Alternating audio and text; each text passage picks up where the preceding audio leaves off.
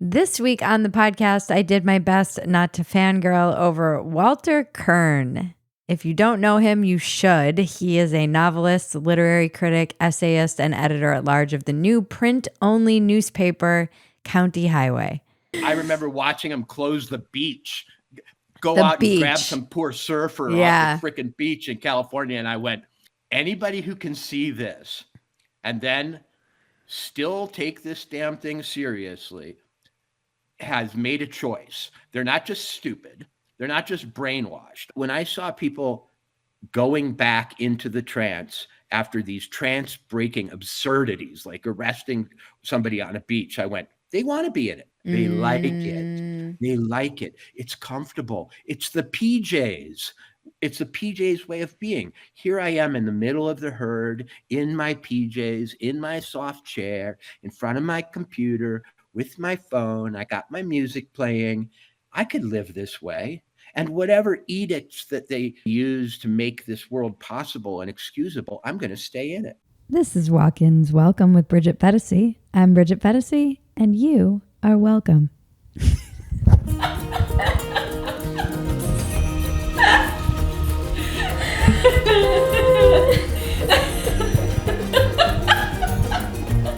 You know the drill.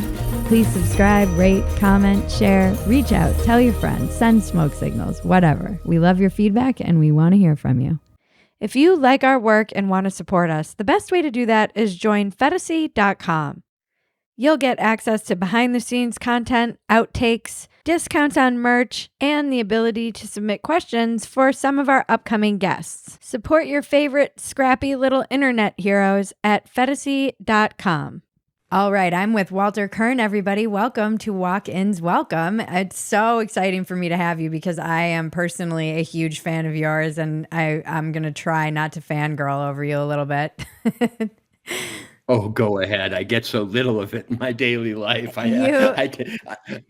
You're one of, I feel like, just such a interesting and under-known personality in this media space. I wish that everyone was listening to you. I know you have a podcast with Matt Taibbi, and so you have a big listenership there, and a lot of the people who are in my subscriber community are also big fans of yours and Matt's, and they were very excited you were coming on the podcast, and I have some questions from them that we'll get to at the end.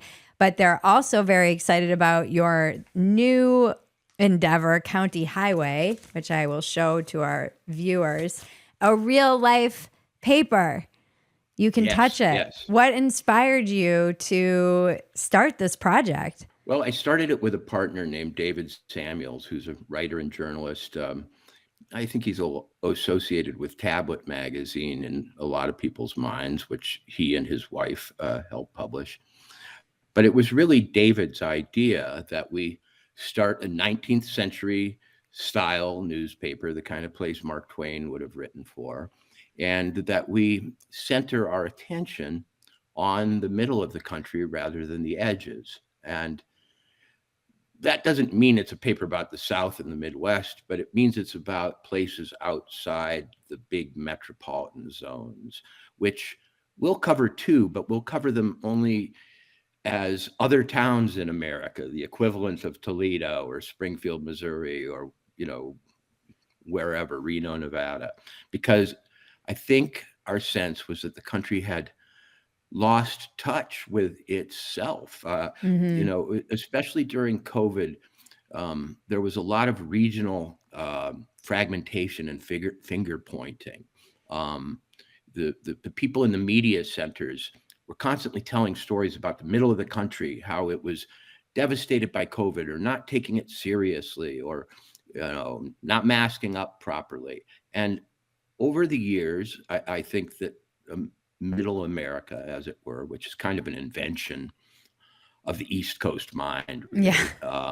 Yeah. Because middle America, I like to say, starts at the Hudson River and goes all the way to, maybe it stops at West Hollywood. Yeah. But I think it's still there in Eagle Rock, if you know the Los Angeles geography. Yeah.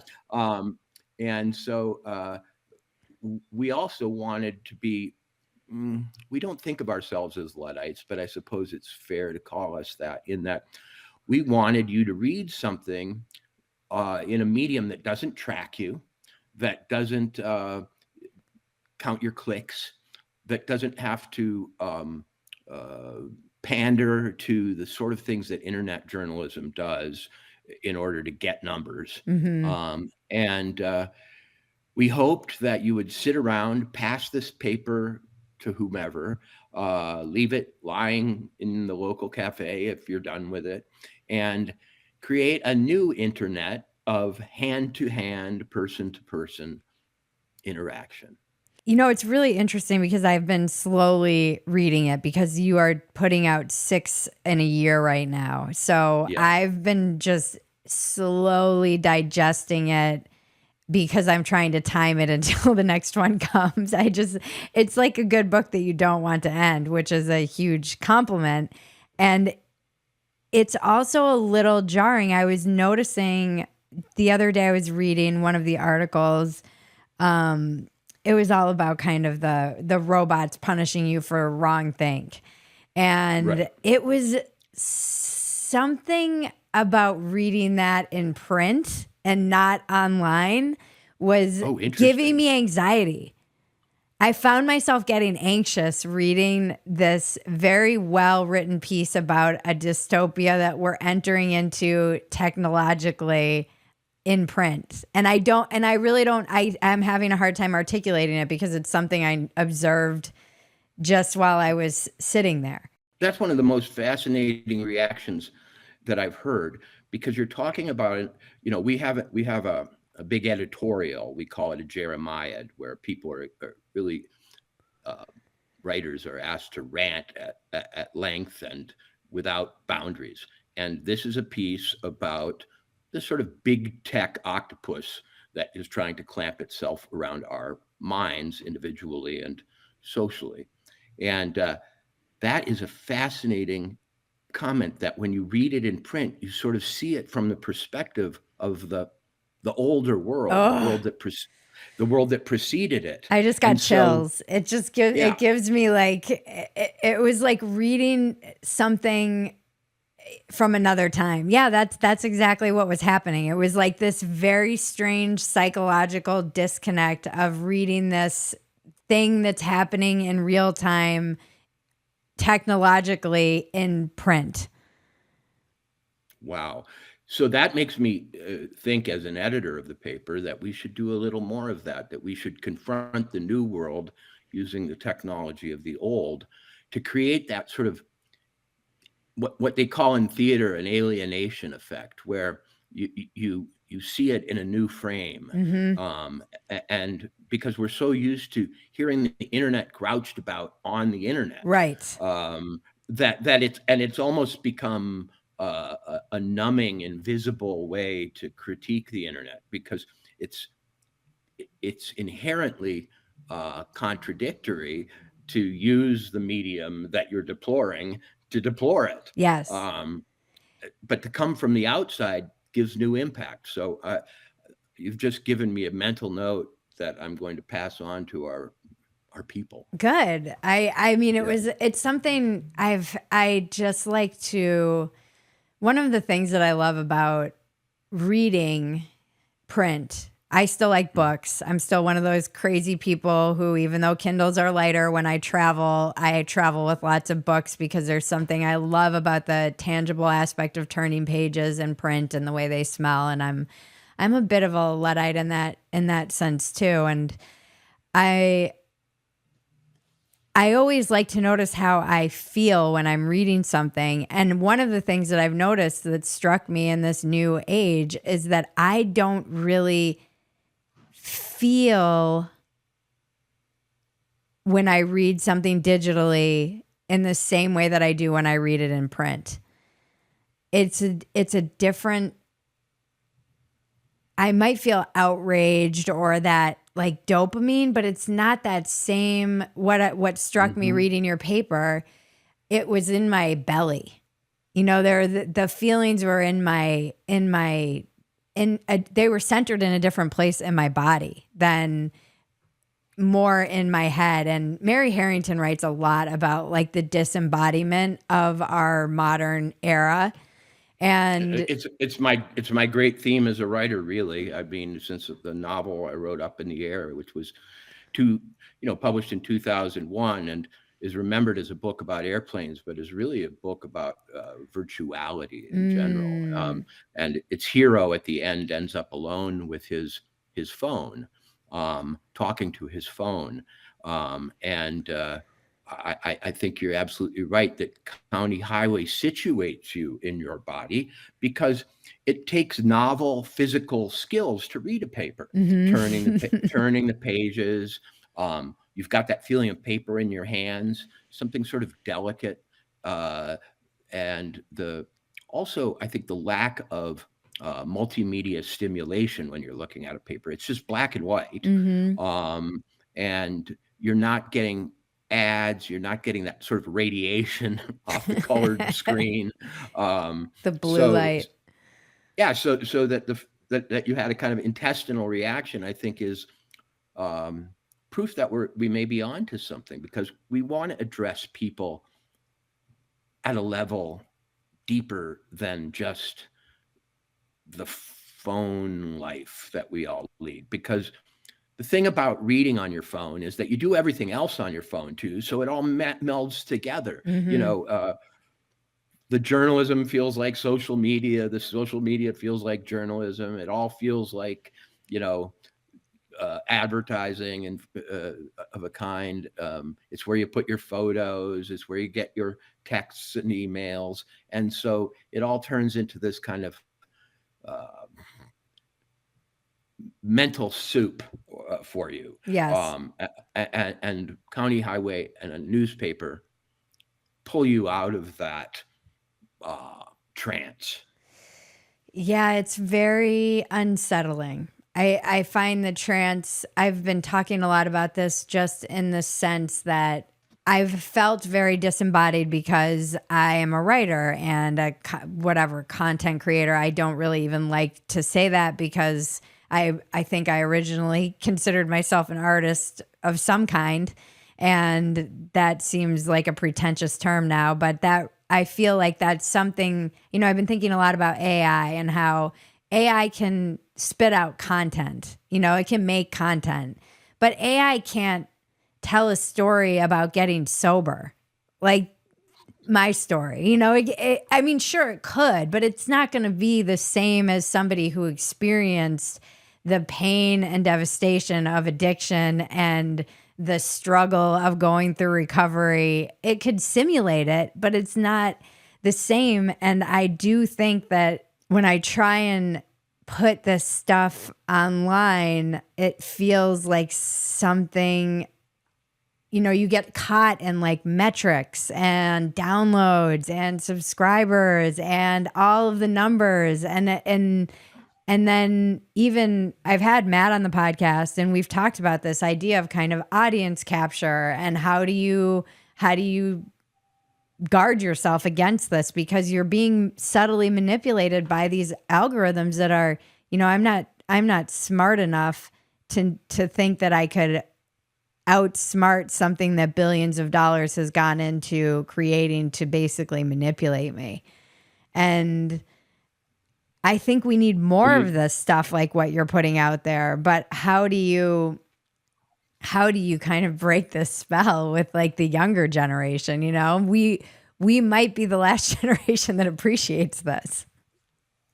Well, when I've got a sort of Eastern European pessimistic side, which allows when you go dystopian, I go apocalyptic. I can match anybody's cynicism with my own and beat them handily. But at the same time, I do entertain optimistic scenarios about humanity and the mind. And one of our great allies as people is our desire for novelty. And one of the reasons I think that even the young people, boy, does that sound old, the young people, the kids these days can be rallied to the cause of new old-fashioned media, is that it lights up a different part of the brain and is exciting only in that it's different. And people don't want to be in a rut. They don't want to be in a groove. You look at music and you go, yeah, you can go on for a few years with guitar solos and in giant stadiums and uh, heavily produced music meant for FM consumption in car stereos. But then punk rock comes along. And how does it make its way? Well, it makes its way by hitting a different set of receptors in the brain. And I would hope that if a young person tries a newspaper, they might have that same visceral sensation you report. And they might say, hey, I want that again. That's different. I don't know if it tastes good or tastes bad, but it tastes different. And I think that as long as human beings get sick of stuff and try new stuff, we're going to be okay. The fact is, though, that we're on an enforced diet at this point that we don't realize is enforced because we have had no alternative to it for a little while. Yeah, and it's so addictive. That's what's so dangerous about it, I think, is that it is appealing to all of the stuff in your brain that wants more, doom scrolling. Sure. And I'm guilty of this. As much as I try to put guardrails around it, it's still, you find yourself just shamefully doom scrolling and going, why did I just waste that time doing that? Oh, I mean, you and I won't go into it further because I have a pledge in my heart to be discreet about it, share a desire to get beyond addiction based in a personal history of recovery. Let's put it that way. Okay. So I'm with you there. And I'm a little superstitious about talking about it because I always feel like tomorrow I might go over the edge. Yeah. And wish I hadn't. I get it. Yeah. Oh yeah, that self-proclaimed sober person I just saw him stumbling down the street. But I get it. But anyway, I like that we have a word for doom scrolling. I think that's a step in the right direction. At least we know what we're doing. Toward the end of my drinking days, I was perfectly willing to tell anybody who talked to me that I was an alcoholic, as though as though consciousness of it made it better. But maybe it did in the end because I did get sober. And maybe knowing that doom scrolling is exactly that, is feeding some primitive appetite for alarm and anxiety as a mental stimulant, is a step toward being conscious of what exactly we're doing. I hope so. I was reading a whole article and I wish I could find it because I didn't save it, but it was all about how our brains are literally being rewired from what outrage was supposed to do. So outrage was supposed to be this function that was rare, but got you moving. Actually got you off the couch and moving. And now it's just something that we do passively while we're on the couch. We don't only do it passively, we seek it out. It's a destination experience. Right. No, there are days when I've been very busy, driving around, doing errands. Maybe I've had outside chores to do. And I get back and I say, that little part of my brain that has that itch for, alarm, I haven't scratched it today. And then I quickly do. All I would have to do is say, well, I can do that tomorrow, and then keep on putting it off, and I might be okay. But it's a product. Concern and outrage are products now. And I mean, I like to throw this word around sometimes. It's kind of satanic in a way, or devilish at least, on the part of the engineers of our info world, to place rage on an equal footing with maybe beauty and attraction and other things, because to them, it's all the same. Yeah. It gets them into your nervous system. And all they want is to port into your nervous system, no matter how it's done.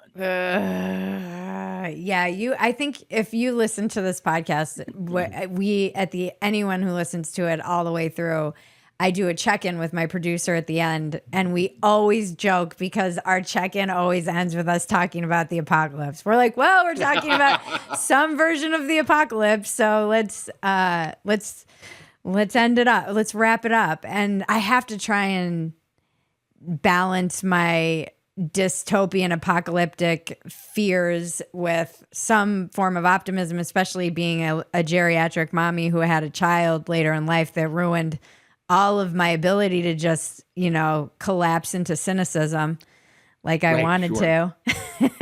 I had a mother who was only, about a generation and a half removed from some Hungarian immigrant, really kind of peasant grandparents. And she spent most of her time with her grandmother who'd come over here, spoke Hungarian, and never really mastered English. And there is a kind of cultural preference among that group that my mom embodied for worrying and having apocalyptic concerns. It predates the internet, oh, everything's going to hell. Oh, if you do that, you might go blind. Oh, if da-da-da-da. And so I came to see that though my mom was basically happy, she also had this apocalyptic streak. Mm-hmm. And like I said, and I thought maybe human beings at some superstitious in some superstitious core, think that entertaining terrible thoughts about catastrophe holds it off. Maybe. And maybe that's what we're doing. I mean, even kids enjoy dystopian novels. They love them. Mm-hmm. I mean, Hunger Games was a young adult book. Yeah. Let's remember, a young adult hit. Yeah. And so I think there is something that maybe we should pardon ourselves for in being attracted to worst case scenarios. That's really interesting. I that's an optimistic view of it. My friends laugh at me because my mantra is kind of, it can always get worse. And Right. and I think a lot, I've interviewed my friend who's a Holocaust survivor on this show as well. And it kept getting worse. It's like that. So I witnessed a shooting once. I'll never forget it because the most amazing thing about that moment, I was driving in LA and it was broad daylight. 5:00 in the afternoon. I was coming home from teaching yoga. So I was in a little bit of a Zen state. And I was at a stop sign and looked to my left and looked to my right and saw two kids run out and thank God ran in the direction away from me. Otherwise, I might not be even having this conversation with you. And then two other kids ran out. They were pretty young boys. And it was like bang, bang, bang, bang, bang. And I just kept driving because I was like, Immediately, though, my brain started lying to me. Immediately, my brain is like, that must have been kids with cap guns. I know what guns sound like. That must have been kids with cap guns. It's broad daylight. We're in the middle of West Los Angeles and Santa Monica. It was immediate. And I went home. And I was like kicking rocks down my alley thinking about all of this. I'm like, that gut instinct was like, I know that was a shooting I just saw. I know it. And my cousin ran into me in the alley and she's like, what's wrong with you? And I'm like, I think I just witnessed a shooting. And this is the kind of stuff that often happens around me. And she's like, God damn it, Bridget. And I was like, yeah, but wouldn't there be? And immediately as I had that thought, like it was Armageddon, the helicopters and the sirens and I was like, yeah, that was an actual shooting. But this is that like human ability to deny what is happening. We moved to, so part of me thinks maybe it is us trying to stave off like what's potentially coming, or is it just like a massive, as the kids these days would say, cope? are we just in kind of massive denial about what is actually, are we like frogs in boiling water? And this was something that always struck me with talking to my friend from the Holocaust. They saw the signs, and so many people had opportunities to get out and didn't take them. That's just what's so mind-boggling to me. And I think probably your grandmother, they're not that far removed around from things constantly getting worse, even though it's like, don't worry. Well, I mean, let me reverse engineer my grandmother's experience as I can, as well as I can. She came from a part of the world, Hungary, it was called then. It was Austro-Hungarian Empire, and before that it was Carpathia and Transylvania and all these strange sort of principalities and kingdoms in which the village was always getting burnt down by men who show up on horseback representing some new strong arm regime. They were the legend in my family was that she was actually a gypsy, which is something she would have been ashamed of and not admitted when she got to America. And if you're a gypsy, well, I mean, you pretty much every 2 days, somebody is coming to push you out into a new place. You're getting back in the wagons. You're living by your wits. Our experience in 10 generation depth inside our souls, almost no matter where we come from, if our forebears come from Africa, Europe, wherever, is of some pretty intense shit. Yeah. And now trauma comes in the form of some momentary outburst at a stoplight that you are in a car and then go past and start to question whether it even happened. At some level, however, that experience is activating, I would guess, this kind of Jungian background of just human trauma processing. And even though on a conscious level, you may go, did that even happen? At a deep level, you have started a long-term and very deep process of acknowledging and surviving a terrible thing, even though it might not have looked from a movie perspective like it was a terrible thing. It was like Boys in the Hood. It was like a scene from, and I left out the part how I drove down the alley that they ran out of and looked to see when I went to the next stop sign, 2 kids ran and they were kind of talking to each other quickly and they were communicating like, let's go to the bus. I overheard that. And then I turned down the alley and looked to see if anyone was hurt. I don't know what I was thinking. I don't know. I just was like, someone must be hurt. And somebody was, but they were on the, like on the grass in between trees on the sidewalk. So I didn't see anyone. It just looked like everyone was gone. And then I was like, well, I guess I was hallucinating. So and then it ended up that somebody was shot and he was just out of sight. And so it's time release terror for you, because only slowly does it dawn on you, or do you allow it to dawn on you that it could have been you,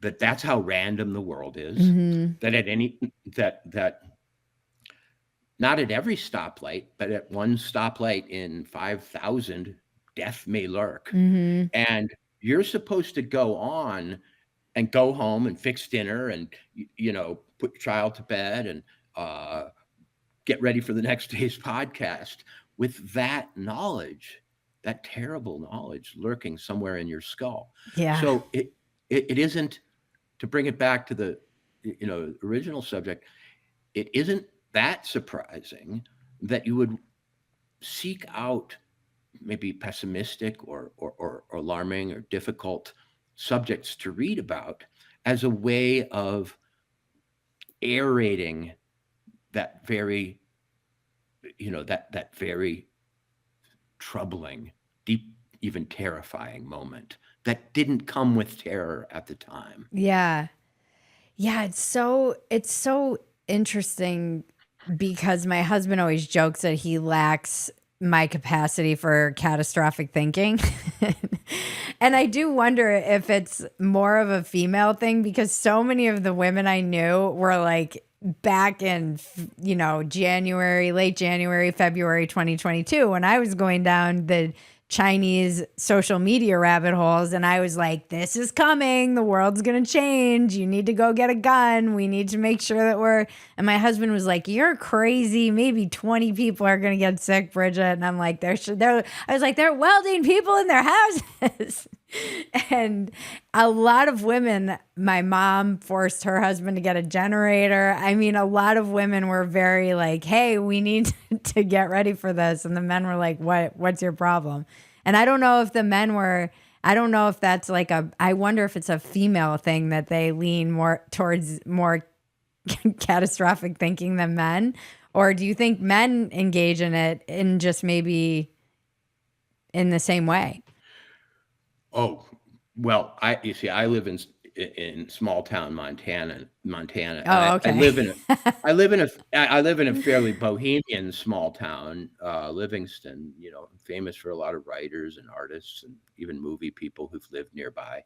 Even though it's an ordinary town, it's still a working class place, surrounded as we are these days by oligarchical, mansions hidden away somewhere. But in any case, what tended to happen here was that the men, often with military experience, Mm-hmm. because that's one of the things about quote middle America. A lot of the men have military Yes. experience, and so when they saw what was being brewed for us, um, the lineup at the generator store was long. Uh, though most people already had generators, so they were buying second generators in case the Right, first one broke. right. Preparedness is an actual hobby here, Yes. besides being a necessity, because we do live in a place which is cut off from supply lines. Yeah. What if the trucks stop coming? We're out here in the wind whipped Great Plains in the middle of winter. You better have stuff. Yeah. Anybody who's ever driven in Montana or lived here in the winter knows that preparedness is just common sense. Yeah. Now, it was funny. My wife and I, our sort of division of concern during COVID was a little different than what you report. She believed in contagion much more strongly than I did, and she feared contagion much more strongly than I have. I've got this cussed personality that since boyhood, it goes toward anything I'm warned is dangerous to find out if it's to sort of find out if it's true. Yeah. And so at the very beginning of COVID, I'd been in Las Vegas, and I'd been going for reasons I can't even explain to big concerts, big pop concerts. And the day before Las Vegas closed down because of COVID, I'm at a Bruno Mars concert, of all things. I'm in the second row, right in the middle, with some high rollers who had gotten a package to go see Bruno Mars from the front row. And I'm looking up into the footlights as Bruno is dancing, and people are screaming so hard that the particles of spit from their mouths are forming a mist in the footlights of this giant stage. Oh, wow. At T-Mobile State. Yes. So we already knew that COVID was coming, but we hadn't yet completely panicked. And I went, if I don't get sick tonight or tomorrow, I'm not going to. Okay. And so I left the concert, the spit fog concert, and went to a hotel, having called my wife and said, I've not just been exposed probably to COVID. I've actually had a fire hose of it shoved down my lungs. So I'm going to hang at this hotel and see if I get sick before I come home. Well, I didn't. And then it was over for me.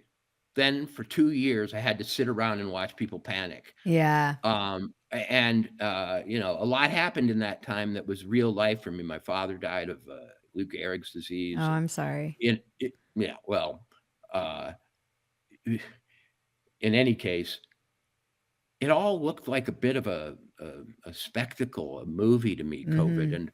Mm-hmm. But my wife was initially of the belief that the mail might have COVID on it. Mm. If Amazon dropped off a book, it might have COVID on it. She changed rather quickly in her view. She realized that we had been sold a bill of goods. Mm.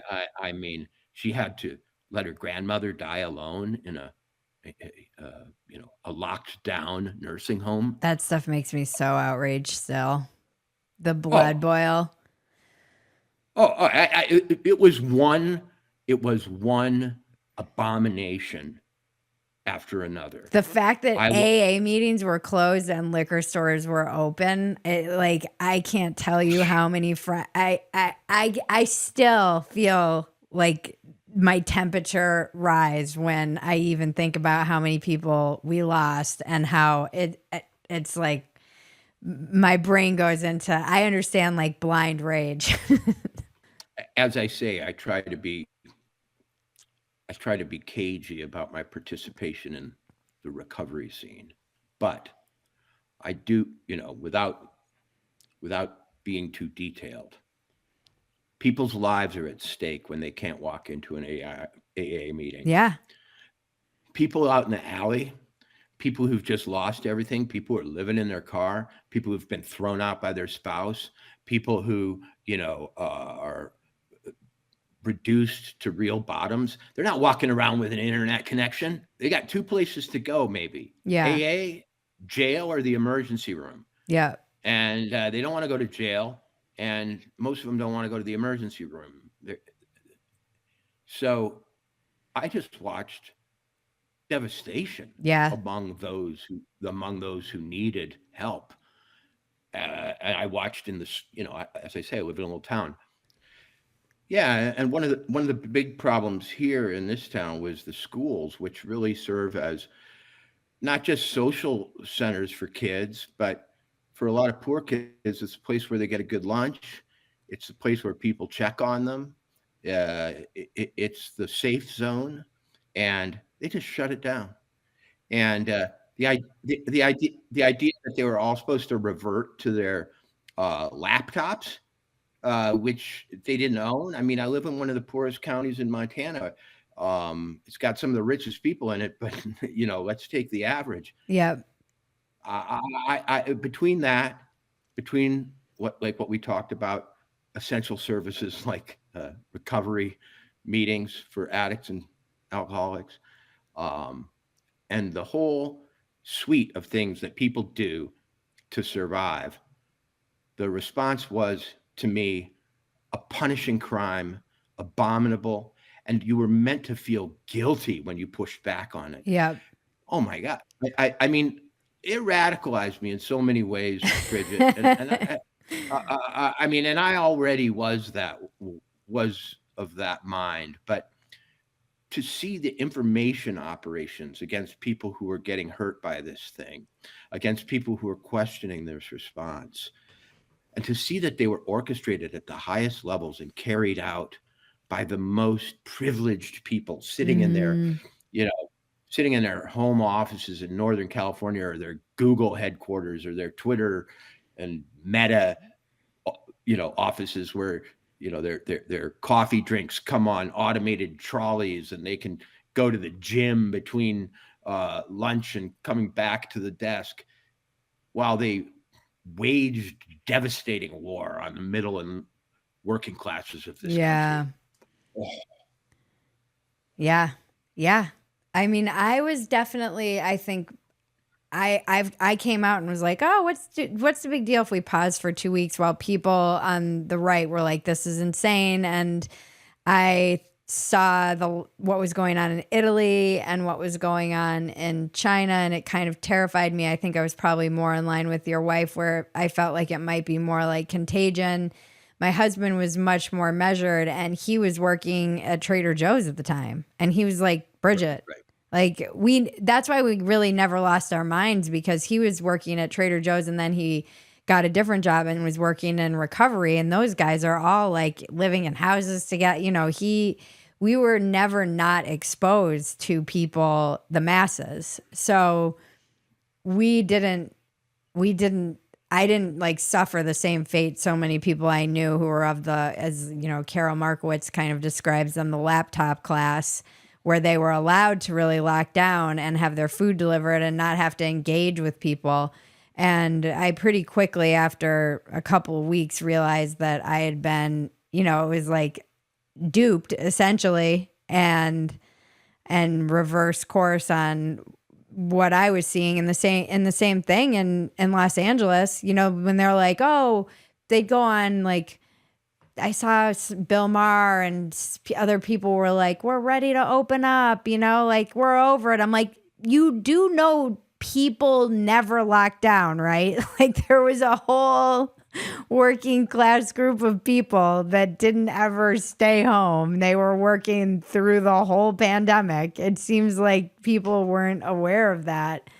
And I was radicalized in many ways. And I said this, I was like, the school thing was outrageous. I'm like, who do you think is going to be hurt the most by them shutting down these playgrounds? It's not the kids who have palatial backyards and tutors and iPads. These kids are already, they talked about, that summer gap that these kids suffered, and it's like now they're on a 2-year extended summer gap. It just, yeah, I was definitely radicalized. You remember how people started wearing PJs to the airport a few years ago? Okay. So way I instantly read this whole thing was that they were going to give America a 2-week PJ party. Right. And I knew it wouldn't end. I knew the PJ party was the bait. Oh, everybody gets 2 weeks vacation in America, and you can feel good about it because you're doing your civic duties, stopping the spread. And, my kids were sent home from college, from their very expensive private colleges back east, which I also thought was stupid. I was like, wait a sec, there's this terrible virus, and you're off at college where you are likely to, if you're anyone in America who goes to school, you're more likely to be catching a virus. Okay. Yeah. Anybody has kids knows that. Yes. You get sick because your kids bring it home from school. Yeah. So now they're bringing all the kids in America home from school through the transportation system, passing through the airports of America and so on. And that's an anti-contagion measure. I was like, this whole thing is bullshit. Yeah. I knew it instantly. I talk about, having a Hungarian great grandmother from the misty Carpathian mountains, maybe who lived as a gypsy. Every bit of peasant wisdom in my body told me I was being had. And, they probably used this one on the gypsies for thousands of years. Oh, there's a terrible disease going around.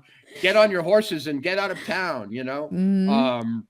Or we're going to surround you with horses and kill all of you now because you're making us sick. Not being able even to vent that point of view in the mildest way without getting some kind of attack label put on me. And then having to show visually my orthodox consent to all this bullshit with a mask. That I couldn't do. And I'll be honest with you, I was really willing to get into fights with people about it. And I don't think my kids wanted to be around me.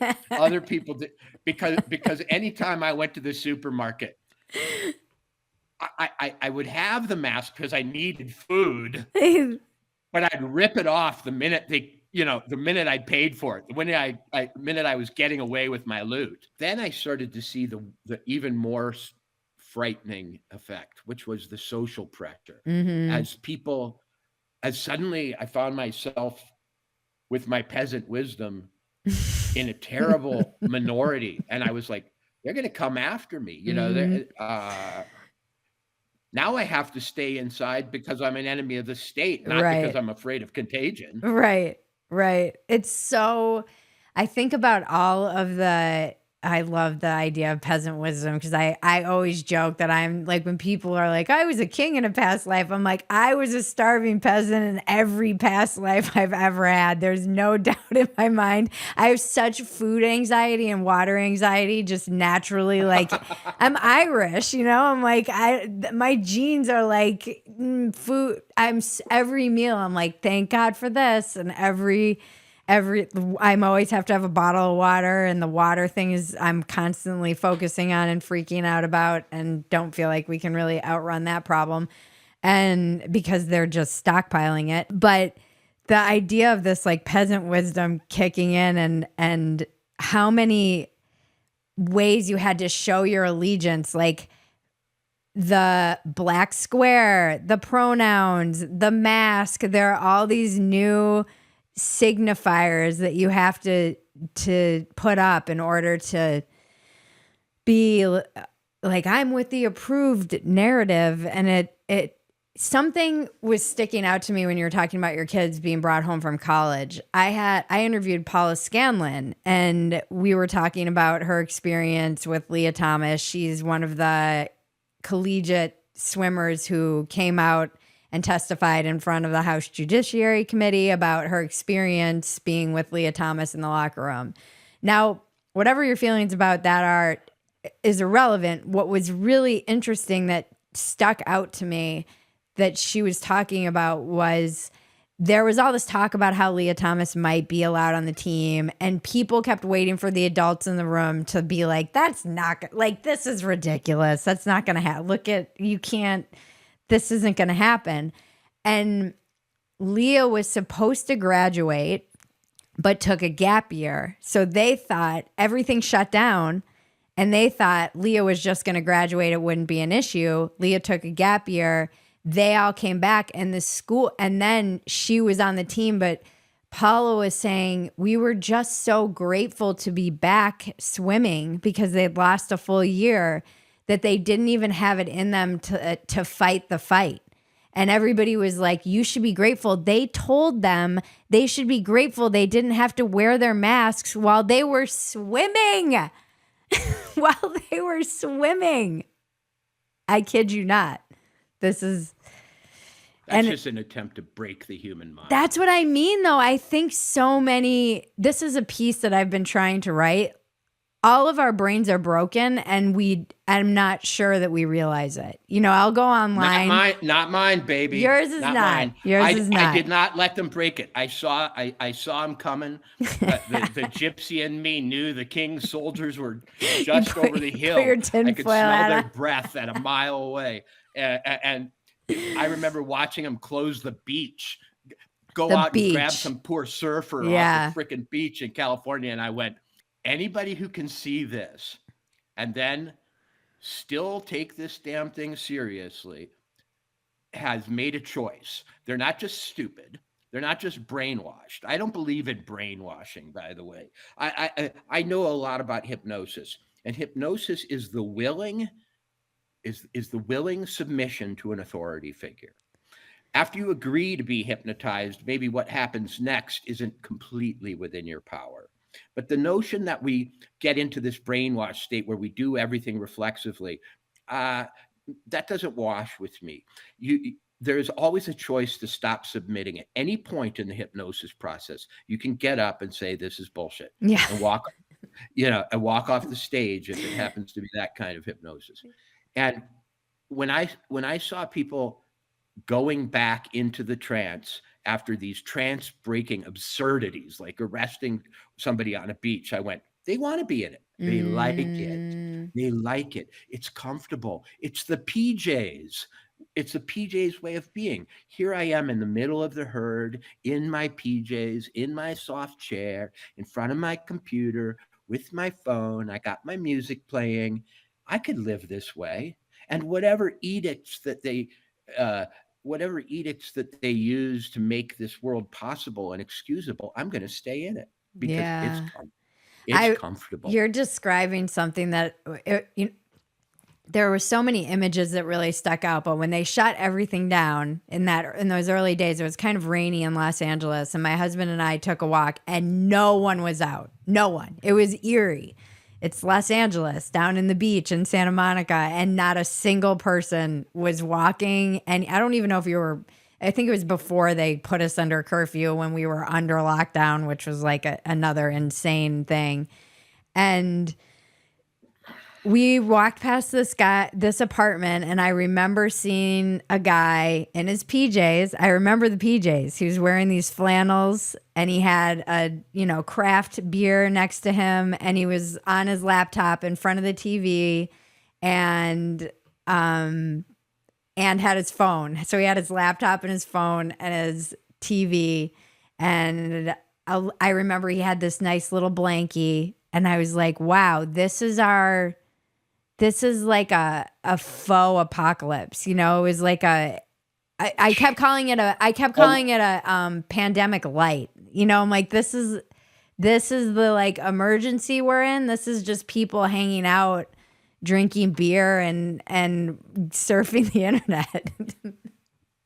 It was a frickin' live action role playing. We're in a pandemic exercise in which people who didn't feel important otherwise got to feel important because there were all these new roles you could play. You could be the person in your family who's spraying everything down and not allowing grandma and grandpa to come over because they watch Fox News. Right. So you could be the ideological enforcer. You could be the super, super sick person who secretly knew maybe they were getting over it, but didn't want to go back to work. You could be the person who, like me, in fact, who said, "Hey, man, look, they're taking away your humanity. They're thrusting these absurd restrictions on you. They are keeping the drunk from getting sober, the child from seeing the dying parent, the person with a spiritual crisis from going to church." I was the town crier to some extent. The crazy peasant. And you see, the worst thing about everything is that even the virtue roles are kind of contemptible. Like, I didn't even want to be playing that one. I just wanted to say, no, stop playing. Yeah. Stop playing. And Walter, you stop playing too. Yeah. Because this ends the minute you snap your fingers. Are you from Montana? Where are you from? I'm from Minnesota. Oh. Some claim to be able to hear it when I speak. I came from a town of about 500 people. And then my family moved for a year to the megalopolis of Phoenix, Arizona, and then back to an even smaller town where I lived on a farm. And I had a weird upbringing. My dad was a patent attorney for a corporation, the 3M corporation that makes Scotch tape, etc. But we lived far out in the country on a farm that we worked with horses and Amish implements. So talk about schizophrenic. I mean, the cultural ambivalence of my father is built into me too. He was a guy who went to a corporate job, in other words, and then got home, stripped down to his long underwear, and went and shot a squirrel and make his family eat it. Yeah. Literally. Yeah. That's interesting. I graduated from high school in Orono, so Minnesota has a place in my heart. I'm like part Minnesotan. My family's from New England, but we moved a lot growing up. And that's why I was saying it's weirdly nice, even though Texas is its own thing entirely with its own magic and its own vibe and its own blood in the soil that I need to tap into. And I'm fascinated by the Texas thing. It feels good to be back in the middle of the country at this moment in America. And it's something that I respect so much in you and turn to you for is we are in a very fascinating, strange time of migration in this country. Actual migration, ideological migration, all kinds of migrating happening. Psychological migration.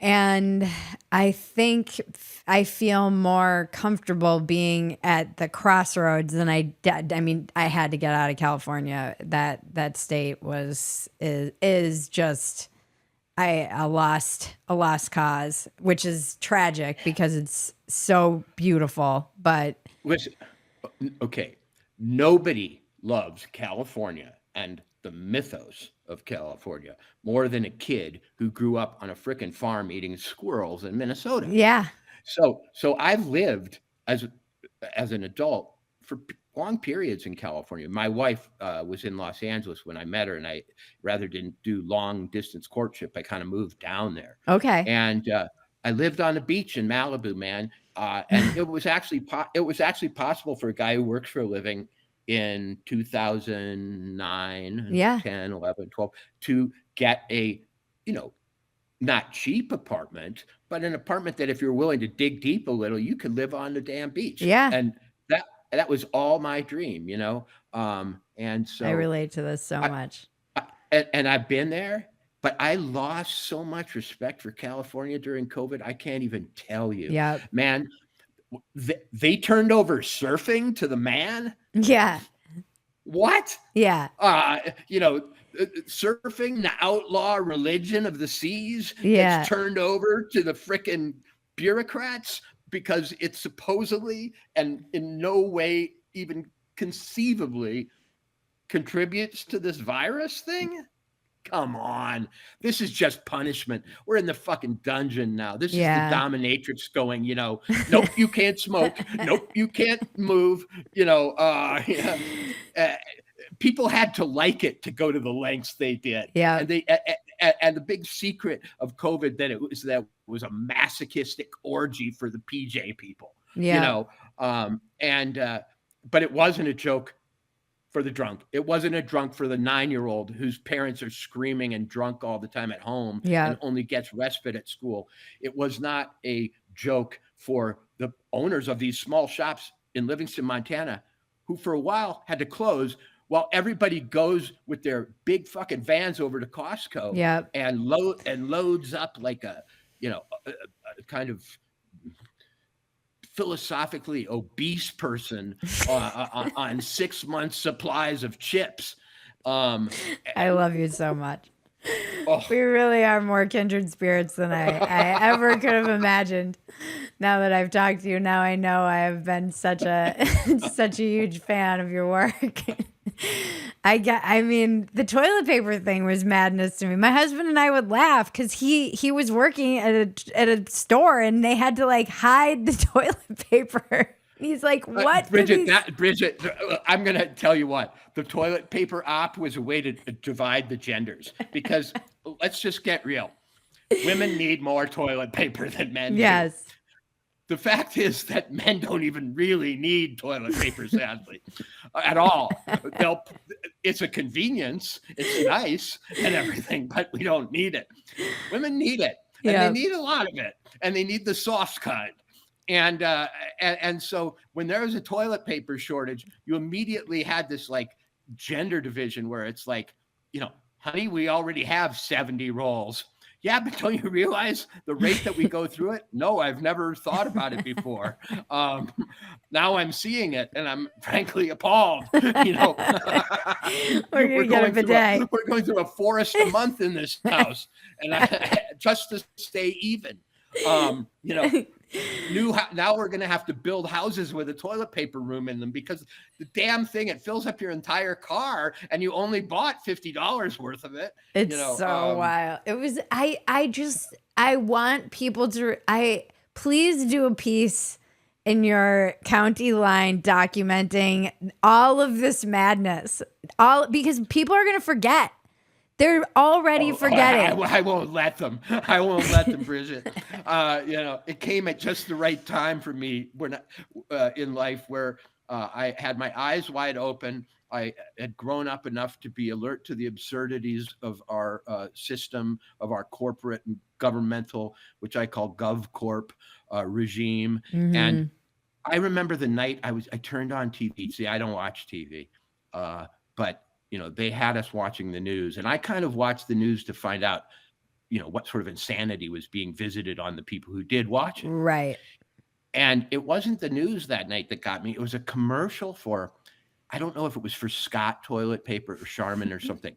And it showed trucks from sort of like high drone angles going down long highways through the Great Plains at night to deliver the toilet paper, sort of like the way that we used to talk about the U.S. postman, neither sleet nor hail nor dark of night will stop them from their appointed rounds. Well, now they were heroizing the Charmin delivery trucks or something. And I just went, wow, like, are the screenwriters, is the writer's room, because having worked in Hollywood writer's rooms, I couldn't help but imagine that there was like a writer's room under some like air base on the East Coast, like where they were doing, COVID narrative central. And, and I could just see a guy sitting down like, hey man, I got one. Let's make heroes out of toilet paper delivery trucks.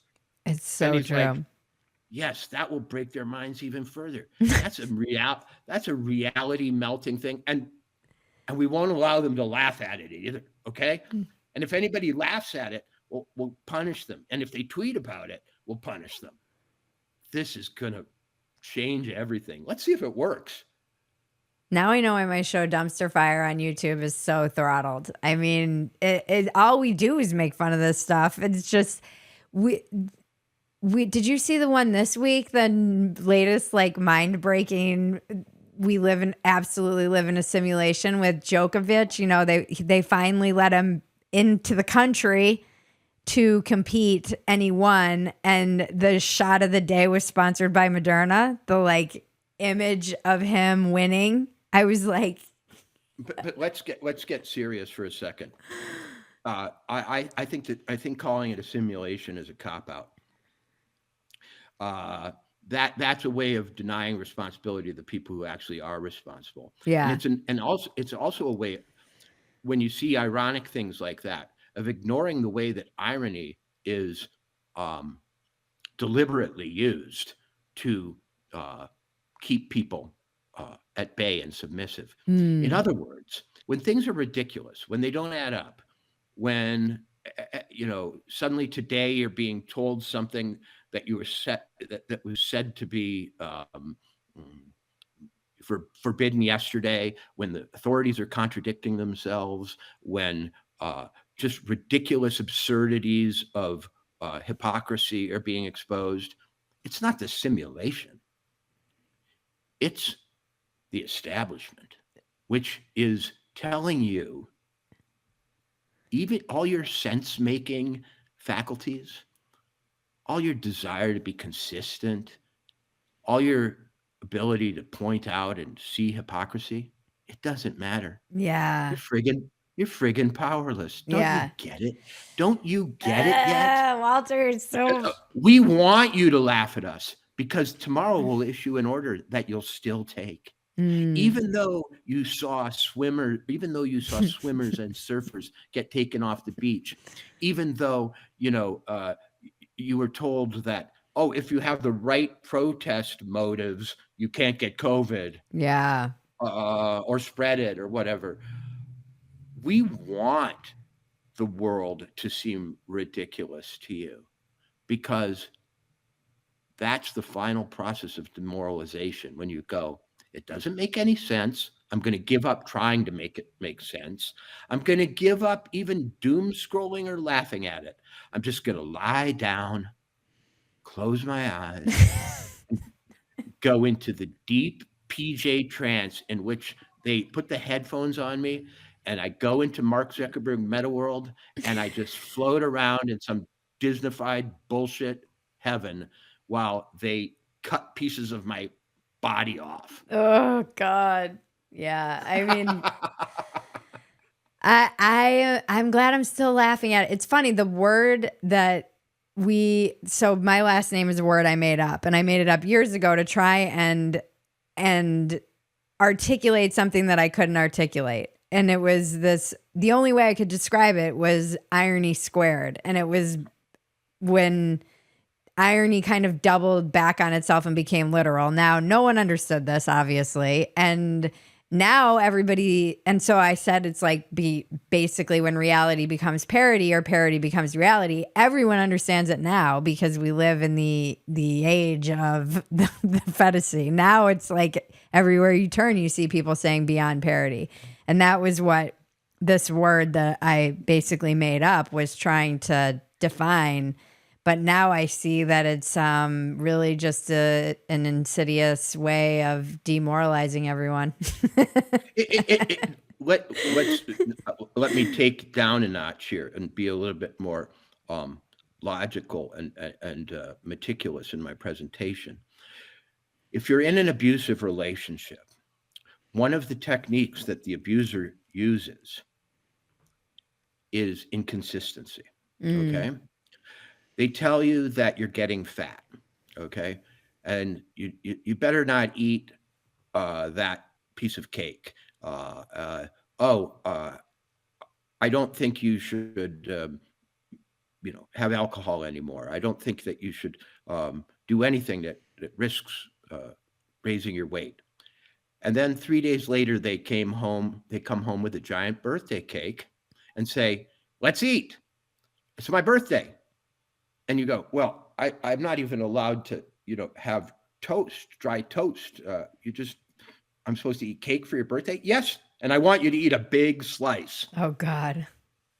And after a while, yep, you don't have a will anymore because you can't anticipate what's going to be said the next day.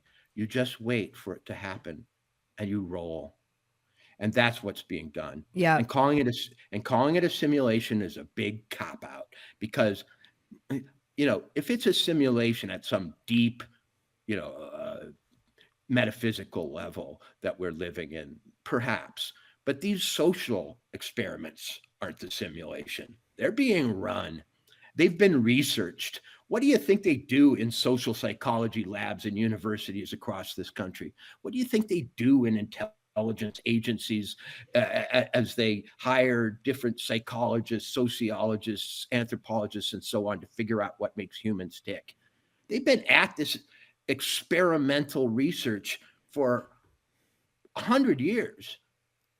Now they've got a target population that's ready to have it be used on, and they've got a vector of delivering it through social media. So it is an orgy of abusive, systematic mind fuck. You need to go on Rogan.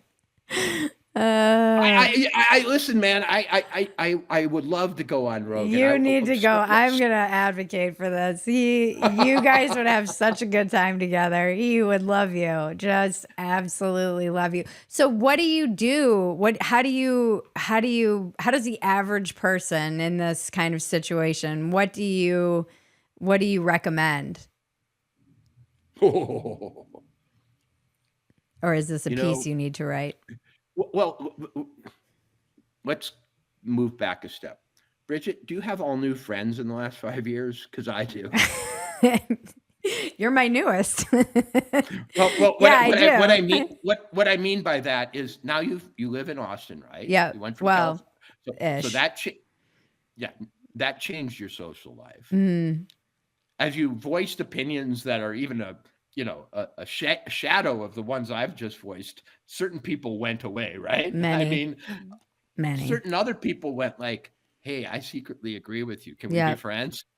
So my world has turned upside down in the greatest way because I came out of some Ivy League meritocratic, mid 20th century pipeline of people who went to New York and came up through magazines and, thought it was all a game of advancement and fitting in and getting a nicer apartment and, upgrading your tastes every 5 years as your income rose.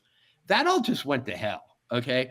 Suddenly I only could be friends with people who lived in reality. Right. I just couldn't be part of that anymore. It had been coming for a long time and it actually changed even before COVID.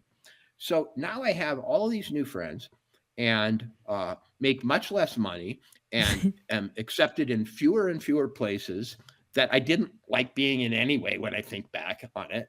I don't have to bullshit with people and be friends with them just because we all are educated or whatever. I Mm, actually get to stick with the people who I respect, admire, who have some courage, who are funny, who live life according to what's happening inside their head, not what they're being programmed to do. And it's actually really preferable. yeah. I mean, I've got to say, I've met more interesting people, gotten involved with more interesting projects. I do this podcast with Matt Taibbi. I'm not speaking out of school here. Matt believes in the truth. I didn't know Matt. He was a journalist who I admired, who I loved. Yeah. The reason we came together is that we do have one crossover, which is that we're civil rights and free speech nuts Yeah. who will not see that barrier crossed without us standing and fighting. And it put me together with a journalist who I would never even met otherwise. Yeah. Yeah. I think that the county line is going to do things too that are just so good. County highway. Sorry, county highway. I'm thinking about county line. The county highway is it's just so necessary. I love how long the articles are. It takes discipline, you know. I realize just how fried my brain is when I sit down and read a long newspaper article. Just how shot. Well, listen, people forget because newspapers, unless it's the New York Times or the Washington Post or the LA Times, newspapers have gotten pretty light. They forget how many words can be crammed into a newspaper. Yeah. That county highway only comes out 6 months or 6 times a year, every 2 months. But if you sit down and really want to read it, it's going to take you a good week. Yeah. I've been slowly making my way through it, like a nice, fine. It's like a treat. What's the average length of words for the articles in there? I have no idea, man. The layout of a newspaper is a lost art, and David and I have people do it who are experts, and It's so well like done. putting together. It's like putting together a jigsaw puzzle. I turn the pages and I go like, wow, like it fits. Yeah. How did we get it all to fit? There's different ways of fudging space in a newspaper. You can, put in little tiny bits, I guess, and adjust the type in mysterious ways. It's really a kind of lost art. It's like building pyramids or something. I could talk to you for hours. I wanted to ask just a few of the questions. How much do you have time? I want to just be sensitive of your time. But I got to tell you, I'm getting terrible interference from your end. Oh, really? The satellite must away. have been right overhead.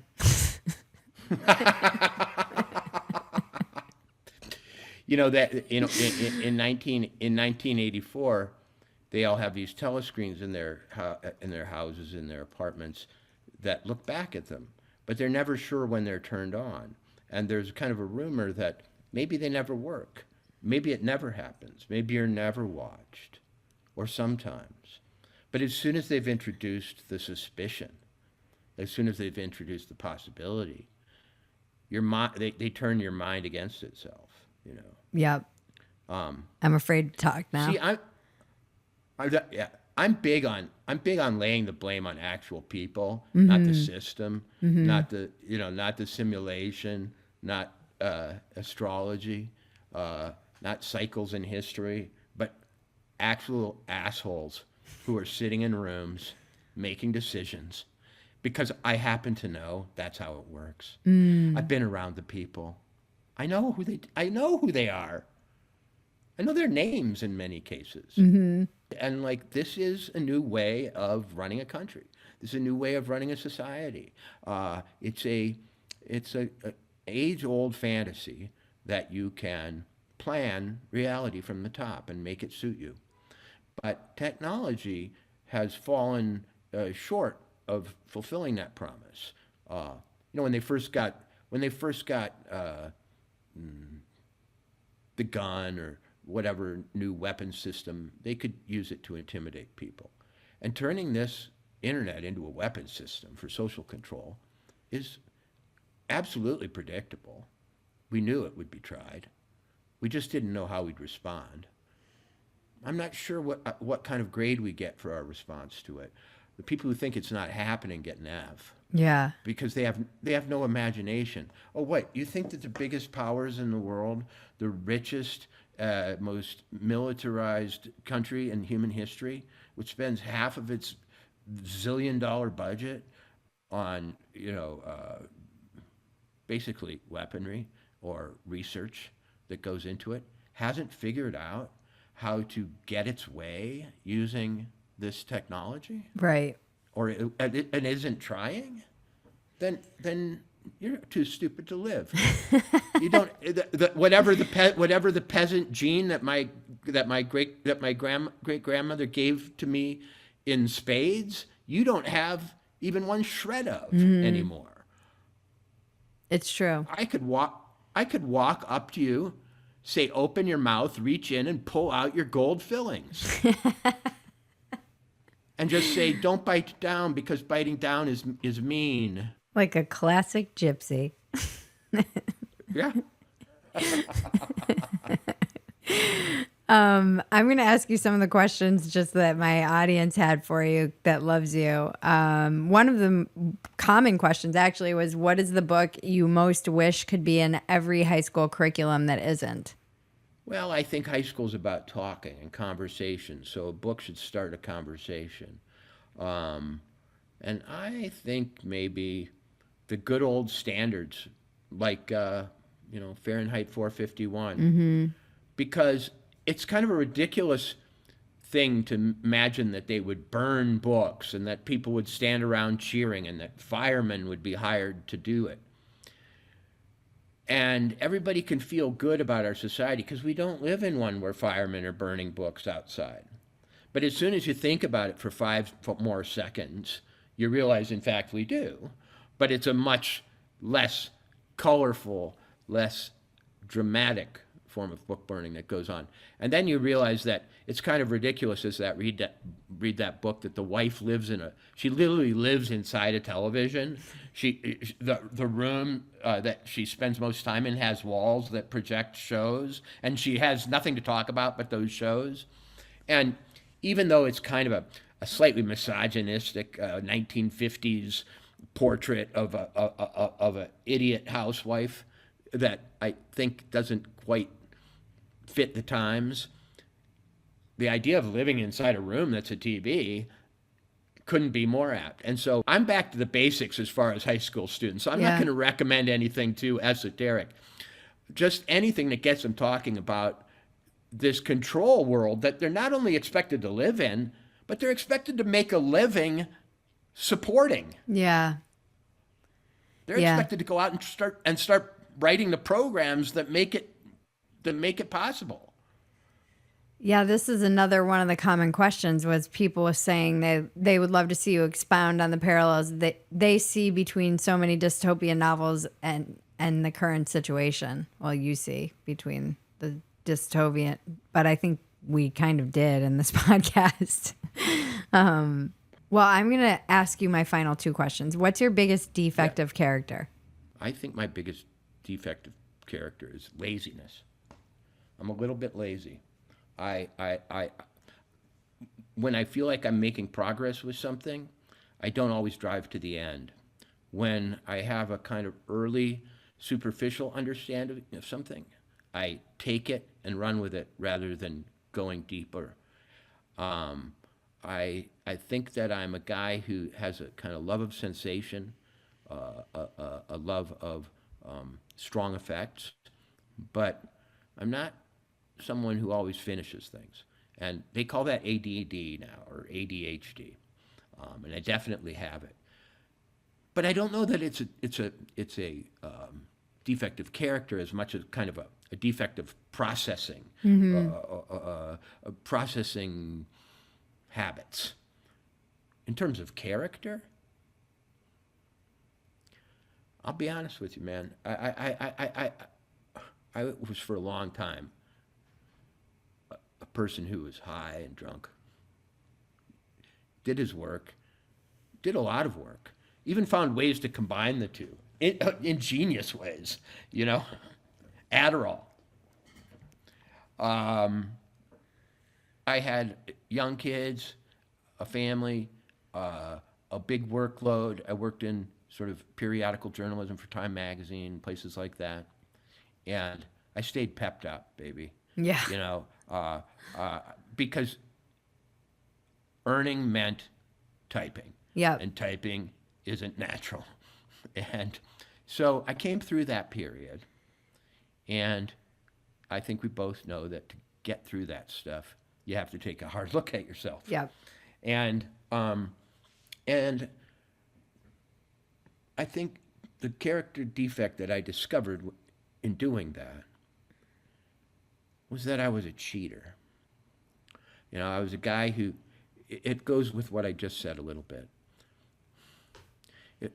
I tried sometimes to take the easy way and not get caught because I'd overloaded my life. Mm-hmm. I put too much. I wanted too much. I demanded too much. And if I had to cheat a little bit to get it, in the sense of take pills rather than get rest, and I sometimes did it. Now, I don't know if I was worse or better.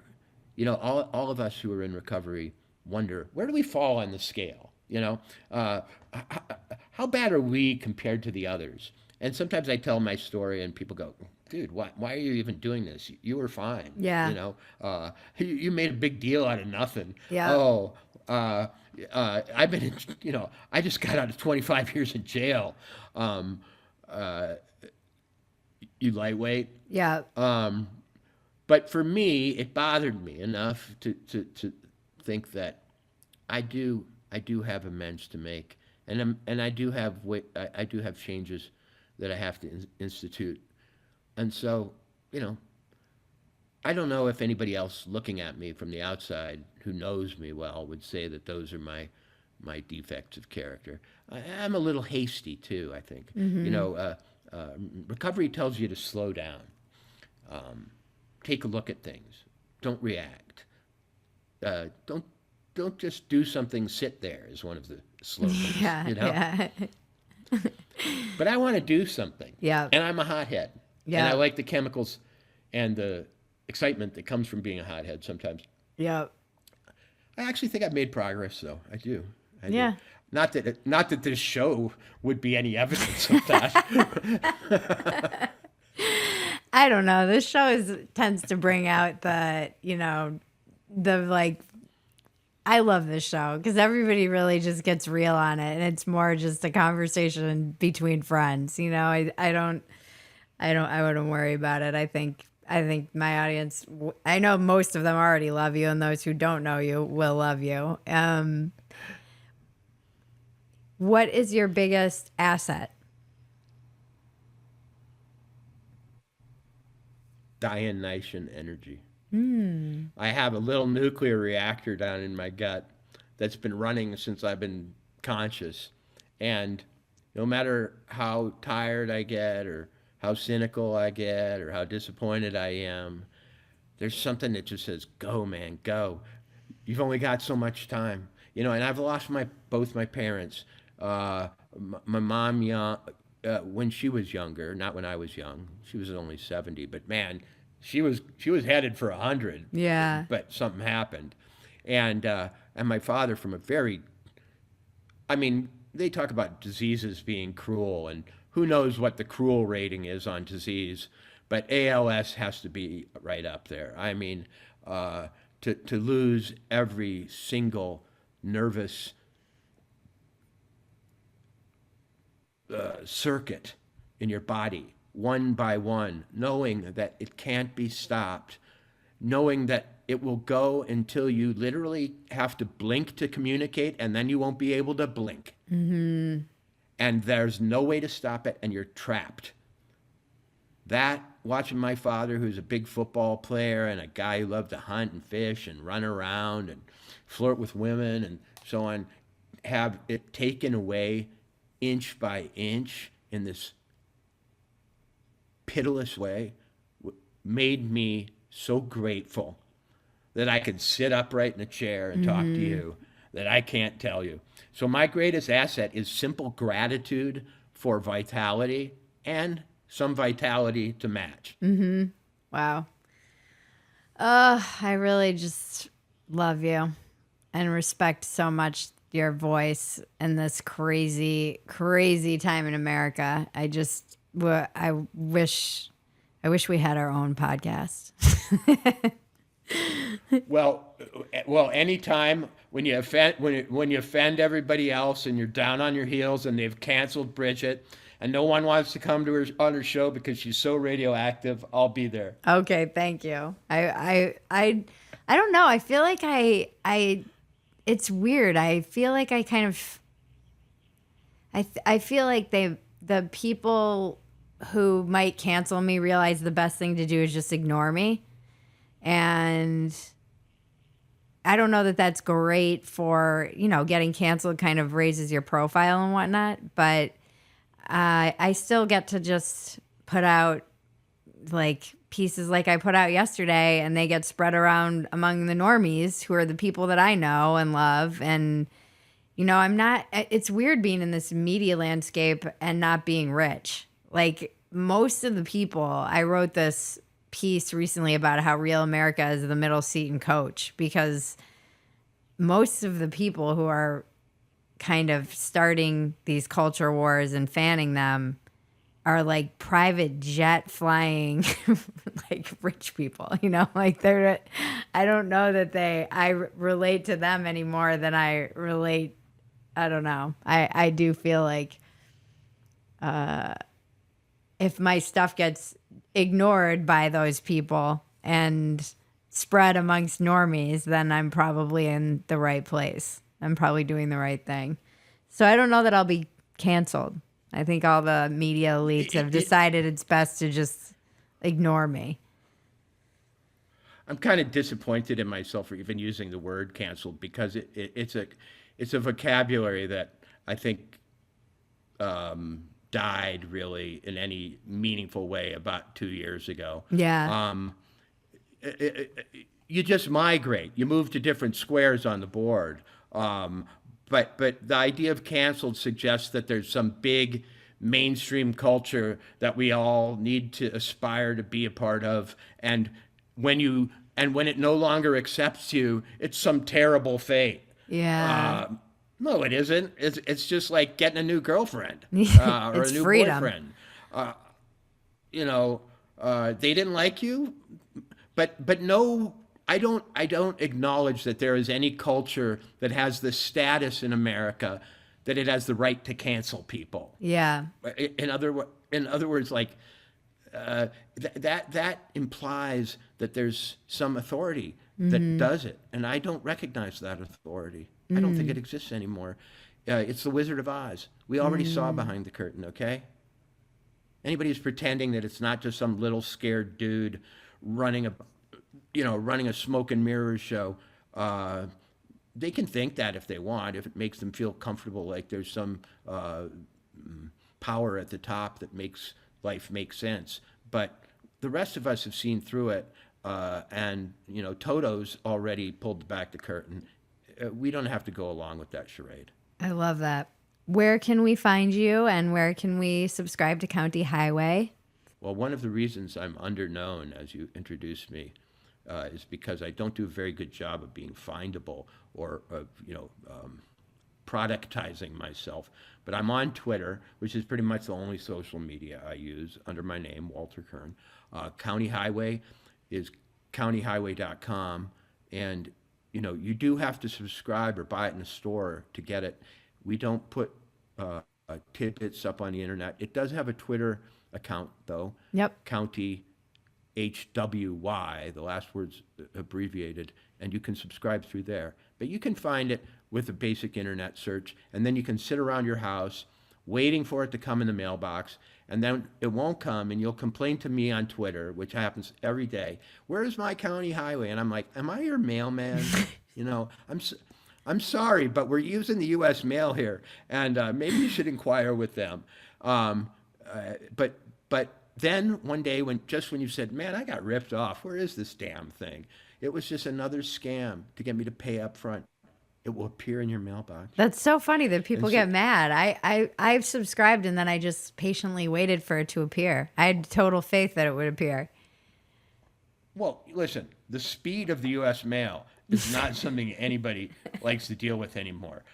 Listen, when you order a book, let's do a test here, Bridget.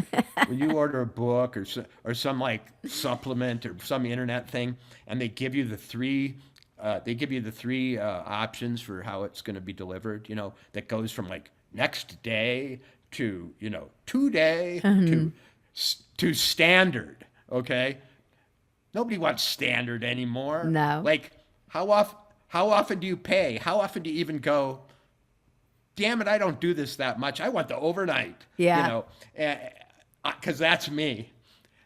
So I can relate to the impatient people, but it's like, that's just one of the novel experiences that County Highway brings your way, which is being like me when I was a kid, and I'd subscribe to these or I'd send away for these classified things like X-ray specs that allegedly would allow me to see through women's clothes when I was 9 years old. And then you'd wait forever. It was like a Christmas story. You'd wait forever. And then this weird box would come like 7 weeks later after you'd put your $5 in an envelope. And it would be this completely disappointing novelty thing, manufactured to the lowest standards that would break. Except County Highway won't disappoint you. No. That's the problem. No, everyone should support this endeavor. I can't wait for my next what is it? Edition? What is it called? What is it? Next issue, yeah. Issue. Okay. Well, I can preview now that for your audience alone, that in the next issue I did a big story set in Colorado about aliens. Oh. It's worth reading. I think it's all worth reading in this. Thank you so much, and thank you, and sorry for the technical difficulties. It's time for the weekly check-in with Bridget and cousin Maggie. Hello. Hello. Hello. We're in the darkest timeline. It is a dark timeline. Yeah, I felt like we almost didn't do a check-in because I'm traveling. Maggie has some health stuff. Been down. Maggie's been down for the count, and I just would have felt weird if I didn't acknowledge what was going on or what happened in Israel on October 7th when they were invaded by Hamas. And I think the death count is up to like 1,200 now. And of course it spills over into war, and civilians die everywhere. Pretty much every Jewish man has been called up that is available. And even those who are not of the age have shown up, and I haven't been able to sleep. It's like I'm not even Jewish, and it's been so upsetting to me. I can't sleep. I just can't even imagine. I also realized when this happened, most of my friends are Jewish. Yeah. Like actually the majority of especially my female friends. Yeah. All my best female friends are Jewish. And so it's that very strange thing of like not wanting to bombard them, because I know I know for a fact like their Facebooks look like post 9/11, right. And it's missing or dead or kidnapped people, and it's like different than anything too. It's so the modern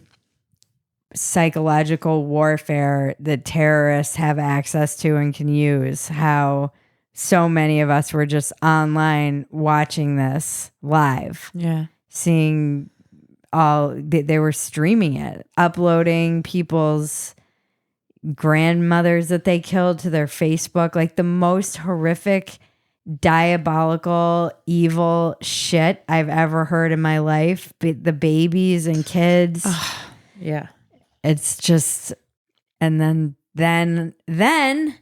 Then, in the wake of it, the Israel-Palestine thing is never something I've ever waded into because it is this topic that's fraught with history, and I am smart enough to know when I don't know shit, as in Ukraine as well. It's like I can comment on what I'm seeing, but there's also historical precedent for anti-Semitism. And one of the primary things that has driven me out of the left has been the anti-Semitism on the left that I've seen. And when we talked to Jacob on this podcast in 2018, he was talking exactly about this, about Jacob as a Holocaust survivor.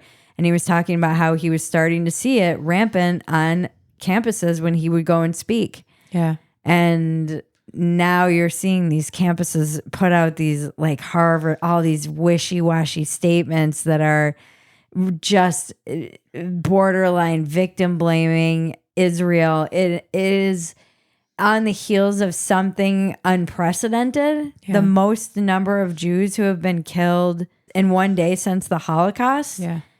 And everyone's like, oh, this is Israel, da-da-da, da-da-da. They asked for it. Basically, it's like, why are Jews all over the world in danger then? Right. Why are they in heightened danger? If it's just about Israel, why isn't it just Israelis? But no, you have Jewish schools telling kids to delete their TikTok and Instagram so they don't see these terrorists live streaming the inevitable hostage situation that is going to unfold in the next couple of weeks.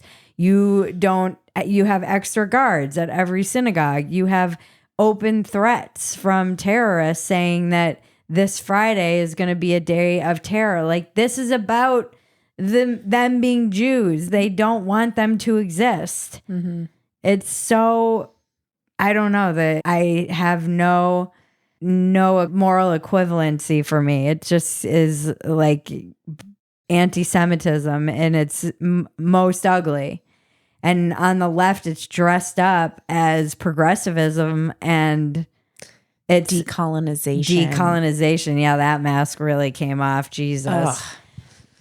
Yeah, if you think, and it's weird too, because the right has become, like, it's bizarre to kind of see everybody. I saw Dan Bongino, of all people, who's like a very hardcore MAGA, very anti-censorship. He's invested in Rumble. He believes in kind of creating your parallel economies. He's come out hard against like all of the lockdowns and whatnot. And then he was like, hello, friends, some of you and I are going to have to part ways, because if you thought I wasn't going to speak out against this savagery, you were wrong.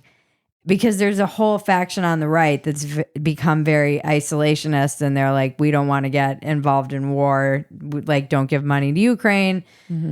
It's the upside down, where the like right wing now is they're the like, America is an it's not saying America is an imperialist, but they kind of are. They're also like, just, we need to deal with what's going on at home. And I understand this. I've been a lefty. They sound like lefties, which is what's hilarious to me. I'm like, you guys sound like me when I was 20, and you think this is an original thought. Yeah. You just go learn Chinese and shut the fuck up. Because the void will be filled. It will be filled by someone, whether it's Russia, like, here's your multipolar world that you all want, which is eventually that power vacuum will be filled. I'm not a warmonger by any means, but I do think that the alternative reality that we would live in if America is not powerful and doesn't stand for Western ideals is Russia, China, Iran. Yeah. Places who are dictators. And I don't know that like the cushy lives people have lived are aware of that. It's always like these it's kids too. It's usually like YouTubers.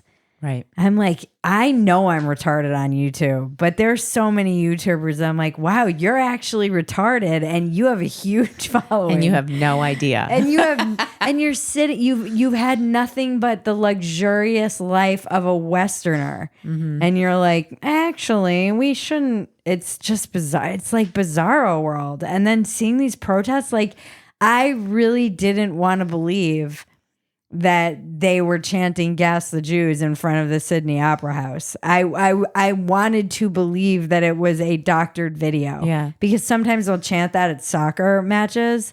And I was reaching out to my friends in Australia like, is this real? This is real. I know I've looked at like 20 TikToks, but Yeah. and then it's so also weird to see how much stuff that was abstract is concrete for me now, like Holocaust denial. Because you'll see on the left and the right, extreme parts of it, the whole like there weren't actually 40 dead babies. Not all of them were beheaded, only some of them. It's like insanity. People One who are beheaded baby is bad enough. Can we draw the line there? Or just 40 dead babies and demanding to see proof. But then, you know, you get further down those rabbit holes. It's like, oh, they did this themselves to make Palestine and look back. But this is Holocaust denial. Yeah. It's just like happening in real time. I don't think people understand enough about the ancient history of anti-Semitism. Right. And the just battle for survival of the Jews. Like we were talking about it, where it's just like the countries surrounding Israel just want it wiped off the map. Yeah. You know, like that's what they're holding their ground for. They're fighting for survival. I mean, honestly, like that is the dangerous place we're in. Is if like they were saying today, if Hezbollah gets involved or a few other countries get involved, then we're entering into what does never again really mean? You know, it means like not allowing this to happen again. I can't imagine what it's like to be Jewish. I can't imagine what it was like for those people. I can't imagine what it's like for anyone who lived through the Holocaust and is still alive. Anyone who has children and sends them to a Jewish school, the fear that you would be in. I can't imagine what it's like for all the Palestinians who are normal Palestinians trying to live their lives trapped, because now Egypt just announced they're not. Most people commenting on this don't even know that they share a border with Egypt. Right. Like you should have to at least know that to even comment on this situation, which you probably shouldn't be commenting on anyways. If you have some strong take on the Jews shouldn't be executed and murdered, but like there shouldn't be a but after that. Even across the board in Israel, my friend was just texting me and she's like, in my own family, there's a secular left-wing Jew and across the board, they're not in agreement about the politics of all of this. They are united by the fact that they're all a persecuted people.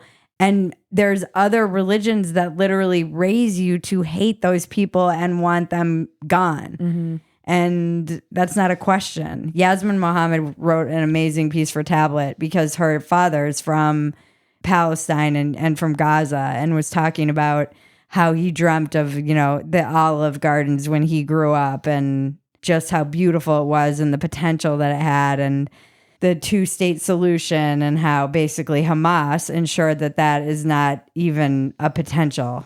And when if I look at the kind of Americans commenting on this, it's very flattened like everything. But if you go down kind of one level to Israelis, Palestinians, Arabs, people who live over there, it's much more nuanced. They live and work together. Right. And as Yasmin was saying, you can't speak out against Hamas. You cannot, even if you do protest some of this, you will be murdered in most of these countries. Right. And so the average person is, once again, just trying to live their life. Yeah, it's weird to see like the stuff on the left where it's very like the anti-American or the imperialism or how America's been guilty of all these war crimes from American. It literally sounds like me in my 20s, and I totally understand it. And I'm not saying that it's wrong at all, because I think there's a lot of truth to it. I just think there's a time and a place to have these discussions, and it's not when they're collecting bodies of thousands, hundreds upon hundreds of Jews. Yeah. While the world has witnessed this. Yeah. You know, it's not good.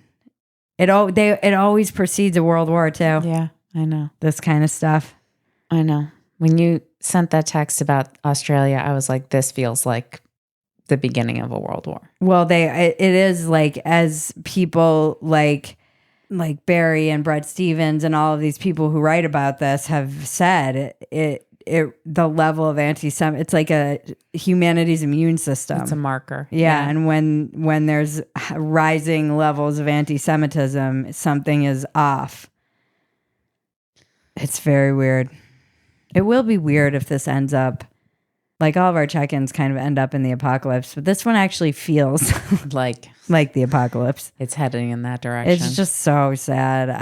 Any one of my friends who's listening, and I reached out to my friend who's Palestinian as well, because I know that they're suffering in their own way, and it's any one of my friends who's listening, and I just want you to know you can reach out to me, even if you need light-hearted stuff or pictures of dogs. You know, it's something. My friends in Israel, like, just tell us like your mundane stories from your day, so that to take them out of the heaviness and fear and bomb shelter fatigue. You know, yeah, we just can't imagine. It's normal life for them. We can't imagine. No, we can't. And I want you guys to know that I stand with Israel and all of the Jews. Yeah. Which I know I can say now, thanks to last week's. Yeah. So many people commented on Twitter, were like, this happened, and I couldn't stop thinking about you asking them about whether or not they were armed, because I literally assumed everybody in Israel was packing all the time. Uh-huh.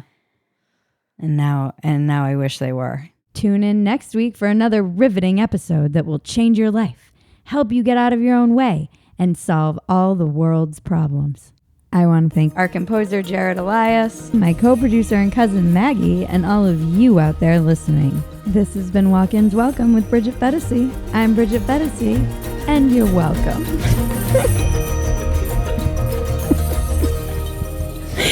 It's the dumbest line.